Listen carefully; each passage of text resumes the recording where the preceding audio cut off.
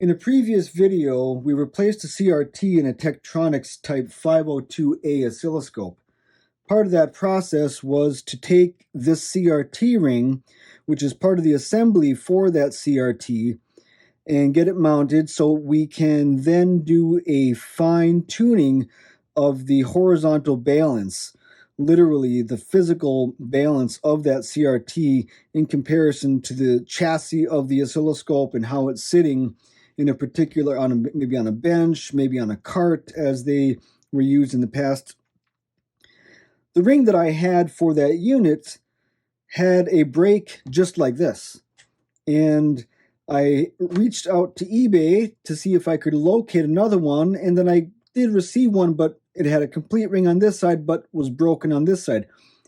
Used it anyway, and it functions okay, but it doesn't, sometimes as I tested it, the ring itself actually starts to slip off if I am moving it for adjustment. If I'm taking this oscilloscope from place to place, which is not often, at least in my shop, just moved it from here to there and already had a problem. So I had a need for a proper ring, but couldn't locate one.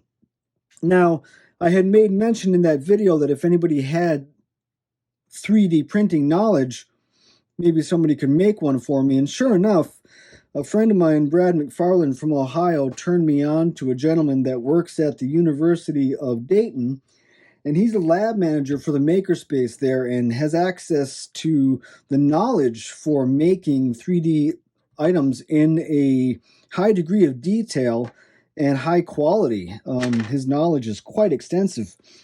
So what he did is he made me two out of a plastic called ABS and two out of a plastic called PLA.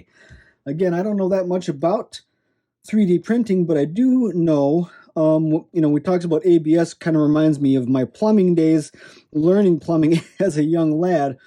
PLA, I don't really know what that stands for, but I do know that the PLA is slightly not as strong as the ABS. Perhaps this is a little bit stronger. Now, this was made on a very high-end machine, and this was made on what 3D aficionados would call an everyday machine, I believe.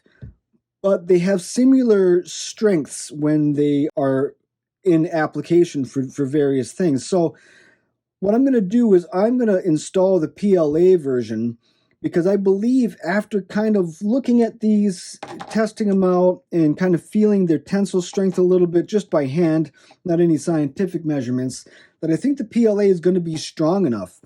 And he has offered the file for anybody that wants to make one, or if they want to have one made, I can get you, you guys can private message me and I can get you his information. He can make you one and send it out to you. Now, the guys at Vintage Tech that I spoke with in email mentioned that they have had somebody in the past try to 3D print one of these. I'm not sure what success rate they had, but I believe that what the gentleman here from the University of Dayton has done is equivalent to or exceeds what has been done prior, I would imagine. These are fantastic looking replacements. So let's just give a little idea as to what he was capable of doing here. So we'll start with weight. The original here is 10 grams.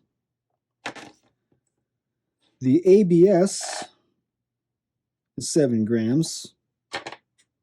Try the other ABS, 7 grams. Try the PLA, 6 grams. And the PLA, 7 grams. This scale is probably not that accurate. Yeah, okay, so 7 grams all the way around. I'm not sure why I got that 6 there. Might be just the placement of where this lands on such a light item, right? So that's fairly close. They're all a little bit lighter than the original, so we can see that. So if we look at, let's start with, we'll go millimeters here. If we look at the original width-wise or height-wise, we got 9.3 millimeters. We'll look at the ABS he did here. That's pretty close. 9.42. Try another one. Of course, I'm just grabbing 9.40. PLA just grabbing a spot here, right? 9.1, PLA, 9.1 was fairly consistent. Let's go, now this might be probably maybe not that accurate of a measurement, but I'm going to go to the inside here. Let's get that back to 0. And let's see what we get if we go generically this angle. 58.3. We'll try one of the ABS. Put that together.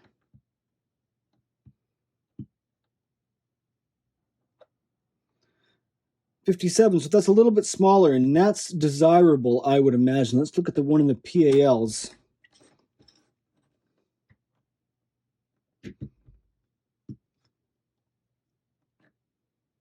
$57. Okay, yeah, so just slightly smaller, and I would imagine that that is desirable because this plastic is going to stretch when it sits around that CRT, because you're going to put a screw through here, and it's going to grab that CRT. You'll start, well, of course, with some space, and then that screw will be tightened down and added some tension to be able to grab that CRT before it gets modified in position. So I like that these are just slightly smaller. Overall, I mean, they're very, very similar. So when I feel the, now this, of course, is old and brittle. This may very well snap. I have to be careful here. But these guys, the tensile strength feels almost identical. In fact, a little tougher. That's the PLA, and that's the ABS. ABS, very identical almost, but even feels stronger than the original, which is surprising. Because this feels like a denser plastic. It's almost kind of oily, and I wouldn't have the first inclination as to what kind of plastic this was made from back in the day by Tektronix. But I think what we've got here today between the ABS and the PLA is going to be an equivalent too. So let's get this puppy installed and see what kind of action we get. This is from an earlier Tektronix 502, not the 502A, where that same ring actually has a different function. What they did is, you can see the 2 keyways on either side. Let me blow this up a little bit, center this so you can see. I'm showing this to you from my iPad rather. This is a handle that they would utilize in the unit to actually move that CRT. Later on, they made an advancement that I'll show you. So here we can see they call it Crt Alignment Clamp. Just see the end of it right there. And then we'll go to another photo. Now we can see the left side again in the manual. And there's a much better photo from the manual of that CRT ring. You can just barely kind of make out the screw and the orientation that it's sitting at. That's actually this piece here. And the ring sits in like so in the center there. And then it's orientated like this, so you can kind of tell right? So here we can see the end cap for the CRT, the ring that we're going to be replacing, as well as the adjustment screw for the assembly for the CRT. Now, before we continue here, I'm going to just mention that if you're following along, you're doing so at your own endangerment. A unit like this carries a whole lot of voltage inside, and for me, what I've done prior to this, I've unplugged my oscilloscope. I've gone around and discharged or made sure that all of the electrolytic caps and other caps that are inside this unit are holding no charge. Let's move along. So what I'm going to do now is I'm going to remove this Crt cap just gently, because a lot of this is old and brittle, and this should come off relatively easily. There it is. All right, so now we can see all the pins and connections for the CRT. That's all exposed. For this particular CRT, all of these individual leads have to be taken off. For this particular model, they are color-coded and makes life a lot easier when trying to remove the CRT. There's also 2 leads you can't really see on the back side here that I've disconnected. So I'm going to loosen this off a little bit.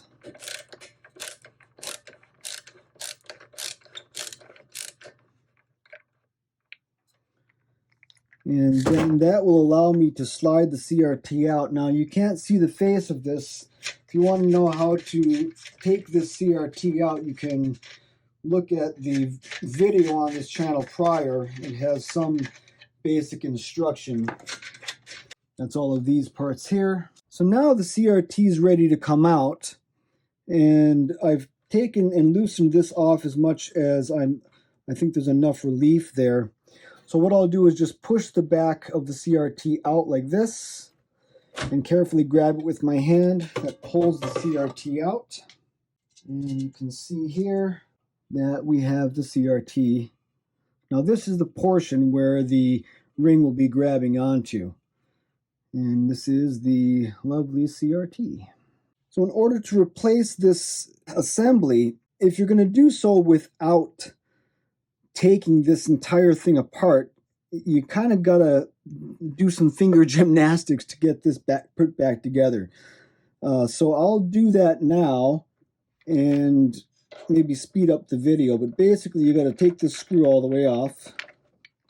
In my case, I just take it all the way out.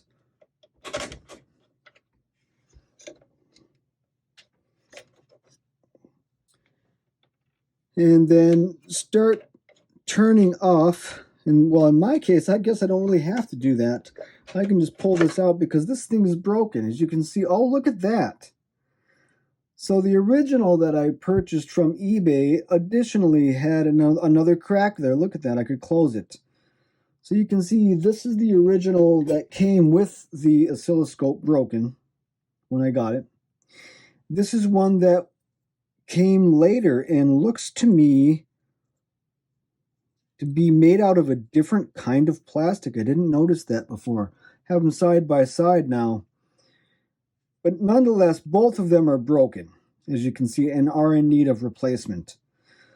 So with that being said, I'm going to install one of the PLAs here that this gentleman sent me. Now, an upgrade that he made, you may not be able to see this, but if we had one of these that were untouched from the early days and never installed or broken, you would see that there would be a space here, and this connecting leg would not be in existence. So this is an addition for strength that the gentleman from the University of Dayton has made for this particular unit.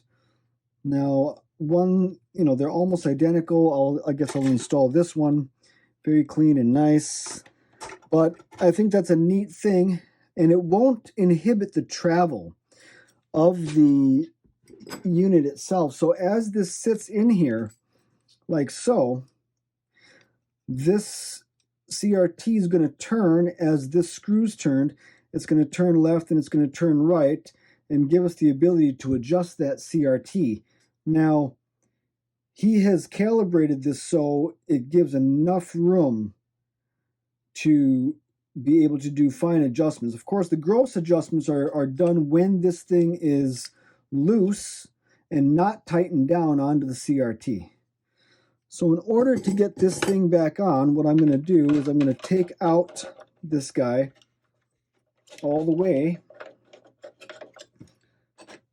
And when I talked about finger gymnastics, it's just my way of saying that it's going to take a little bit of finagling to do in the way that I'm doing. Now, you may want to do something different where you take this entire assembly piece out. That does get into having to get into the high voltage section of this particular oscilloscope, which one of those sections are here, the other one's on the other side as well. If you want to do that, up to you, but I try to stay away from those areas as often as possible, just for general safety. And the more that you can not get into something on an old unit like this, you're risking, cracking a solder joint, you're moving something that shouldn't be moved, that might be brittle and old. You can create more problems than it's worth sometimes. So this is just my way and my philosophy of doing this. At any rate, so this ring right here, now this one is going to take a little bit be hard to get out. So what happens is this ring actually clamps onto the CRT or sits around the CRT, and then this ring offers the pressure. So this will actually sit around like so, but it can't be done and it can't be locked in. You can see the locks here that are made inside this unit. It can't be put on until, let me grab the other one, until this ring is actually through this bracket. So this is from another assembly that I have for another 500 series tech scope. So at any rate, you can see that the assembly process or the steps to get this puppy to go is this has to be in here first, like so. If I can get it inside without too much manipulation. There. So this has to be in here first. And then afterward, this guy has to get put on. And once it's on, then you put the brass piece in and thread the rod in that direction. So that's what I'm going to do now. I'm going to do it here live on the... So additionally, another thing to take note is while this particular unit sits in here, there's a tab here and a tab here. Now those tabs slide in. I'm not sure if you can see that or not. They slide in and they're held for a locking point on this particular bezel. And they go in, and I can do this here again. And they sit like so. So can you see that?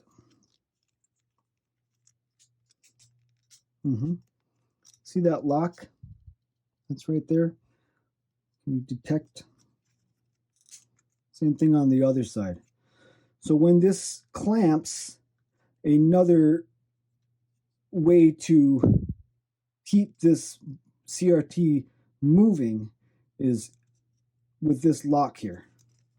So that little tab and that groove system that they have made here. So let's go ahead and get this inside. And when you do so, you got to remember that this has to sit roughly like so inside. So the right side, if you're facing the oscilloscope, this has to be to the right side of the oscilloscope, and you place it in the CRT channel or encasement here, and these two tabs have to be to the left side. So in this orientation directly, if you were looking at the oscilloscope from the left side. So I'm going to keep it in this orientation and bring it inside.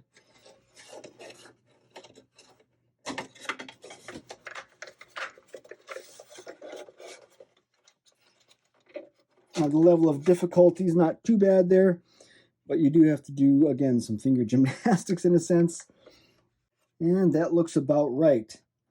So now what I'm going to do is I'm going to get this puppy to sit around this direction.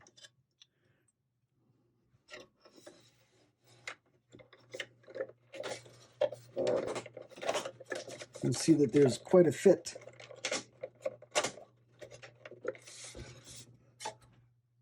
So now, not sure if you can see that or not. I can do a little close-up perhaps. Let's get that a little bit closer in.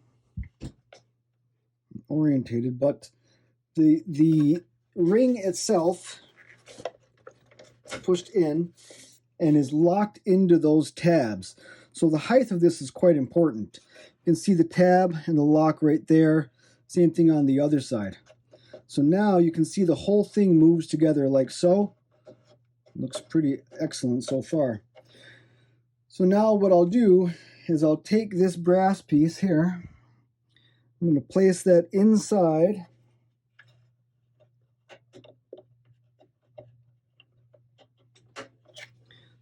Beautiful fit. Look at that. And now I'm going to orientate it. I'll use another tool to do that actually. Orientate that brass piece so it's facing in the hole. And then what I'm going to do is just slide this down in. Start picking up that thread.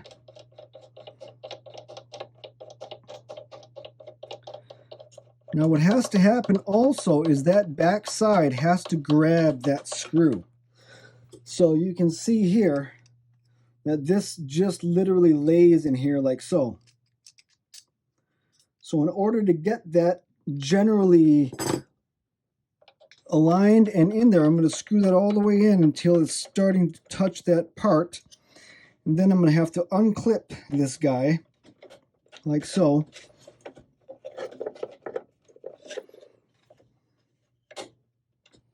I guess this could be done in a different order as well. So now I'm taking out this original bezel and getting that back side to snap in place like so. Oh, not quite. Gotta give her a little bit more room here. There we go. So now I have that back side in. I can push this bezel back through. You choose the order in which you want to do that, but I'm just working with what works for me at the moment. So now we can see, I think you can see, that we have the ring installed around the bezel. The back side is clipped on, so meaning the back side of this screw is clipped on to here. The brass actuator is in the ring itself.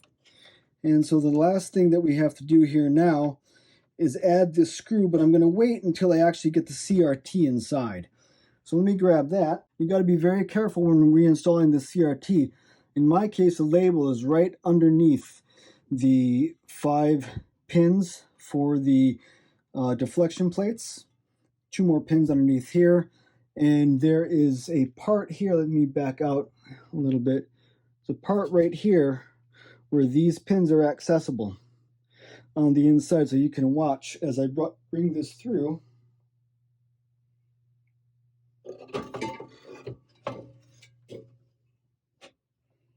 Carefully. That those pins have to set halfway into this. Let me actually move this so you can see a little bit more. Those pins actually have to set halfway in between here for access. That basically means that the front side of the CRT, the glass itself, has to sit flush with the front of the unit, the face of the chassis rather. So right about there is pretty much perfect. And you can see that I'm at the very end of the CRT, and now I'm ready to install my screw here. So the screw that we have from the original can go here, and it can go either way. I'm going to do it in this fashion here. Actually, I need to have a little more room there, so let me do this. And that's going to turn and expose this for me a little bit. See, it's moving there as I turn this fine adjustment. It's working immediately. Perfect. Great. I'm going to take the screw, put it through here. Now, this is the original factory screw. Look at that. Fits like a glove. Amazing. So I'm going to go ahead, because it's got a little bit of tension on there, and just screw this in so we can get it through the other side. Lovely. Now, so I can get to where that nut is, I'm going to turn it back the opposite way. And that's working great already. Look at that. Again, I'm doing this in a way that isn't probably the preferred method, but it's my way, and you may come up with your own assembly process. So I'm just going to put the nut here on the back side and hold that. Go back the other way now.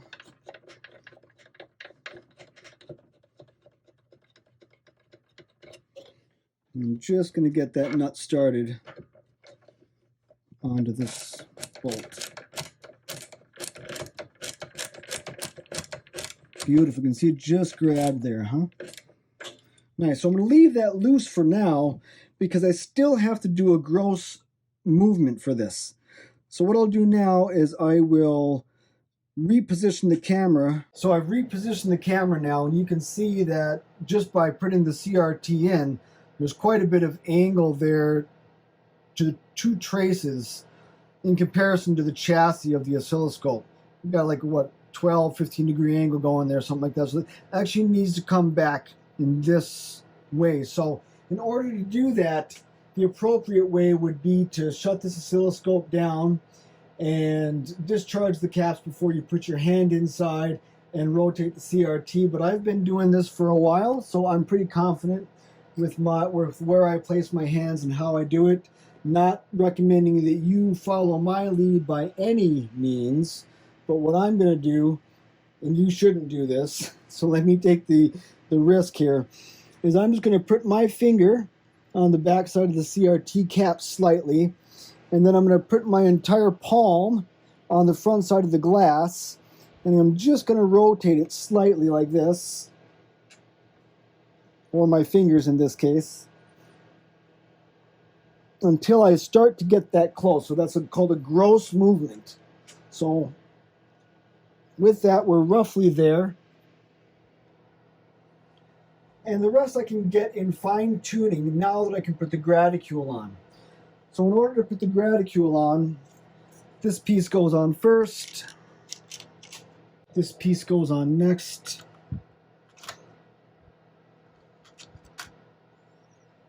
Glass for the graticule goes on next. Then we've got 4 rubber washers. 1, 2, 3, and 4, like so. Then we have the bezel, the outside bezel itself. And this is an actual ring that you could actually put a camera on. Then these knurled little nuts go on. And I'll probably speed up the camera here to so you can see this in time. Okay, so now that the assembly is on, we can see that I overshot it a little bit.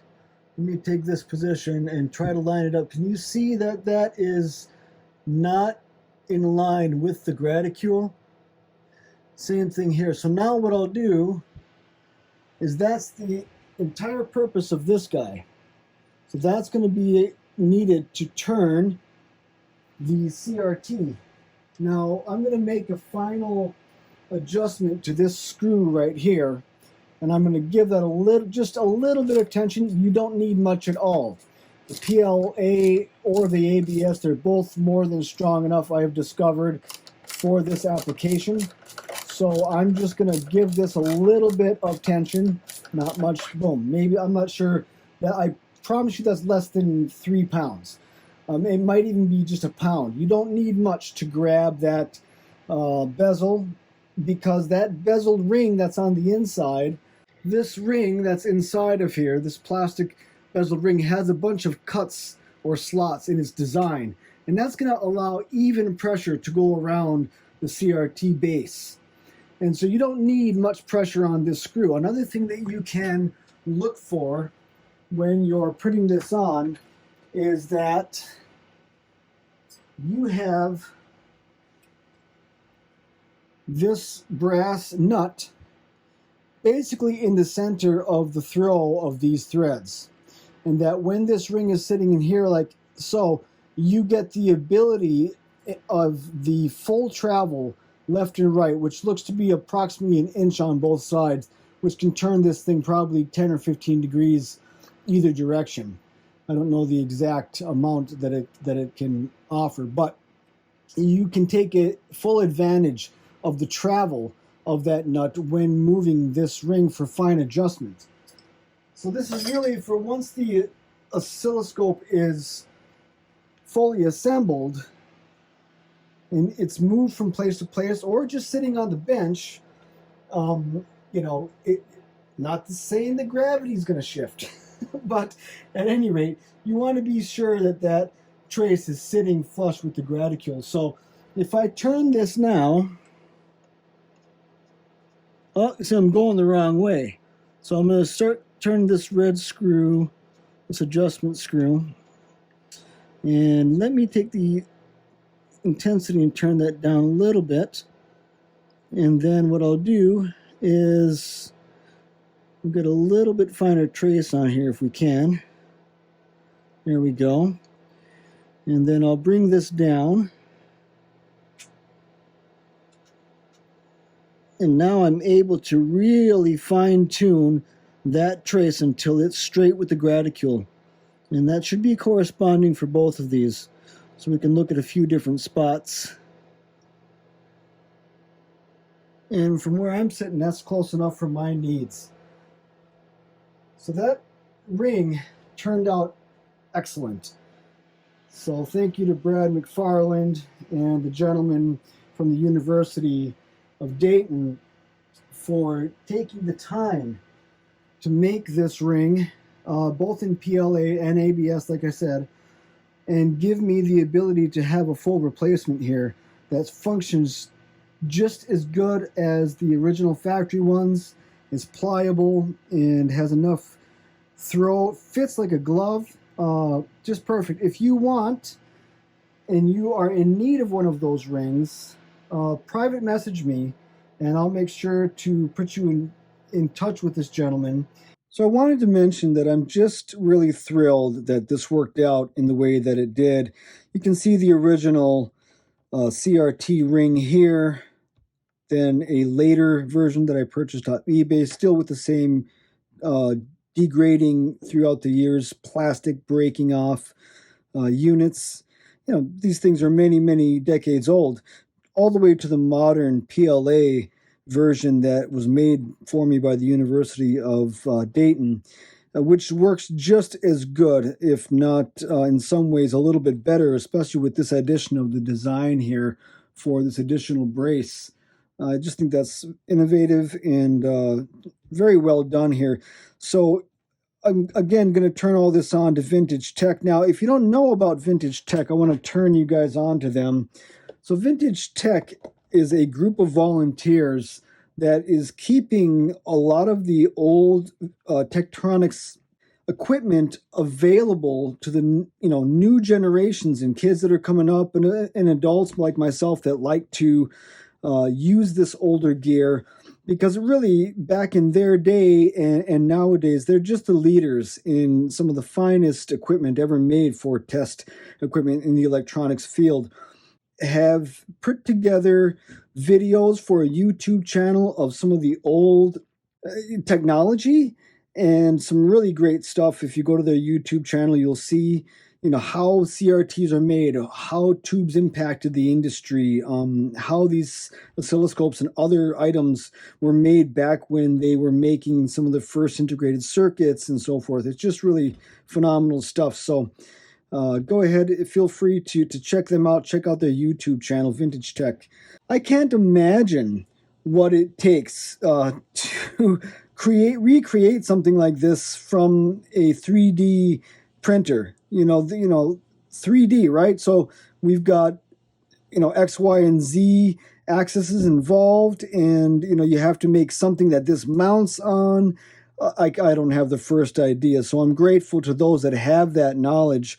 I know that there were several revisions, so look, here's 3 that they made, and as they went, they discovered different things about them until they finally came up with their ABS and PLA versions. I'm not sure how many people were involved in the project. I do know the lead gentleman that I spoke with quite a bit through texting and email was very generous with his time. I know that this didn't happen in just say an hour. It probably took a few days or if not more, could have been a week worth of time. I really don't have a concept, but I do know that it was a little bit of an endeavor, because you have to come up with different versions. Then you have to measure and you have to test. I'm sure they tested this tensile strength on these. They probably were cracking them open to see, how they compare to the original. Again, I don't know, but I can say that I'm grateful for them being able to produce something like this, because it works absolutely fabulous, and just another motivator for me someday maybe to get into 3D printing. But just wonderful job to them, and thank you so much to all you guys out there.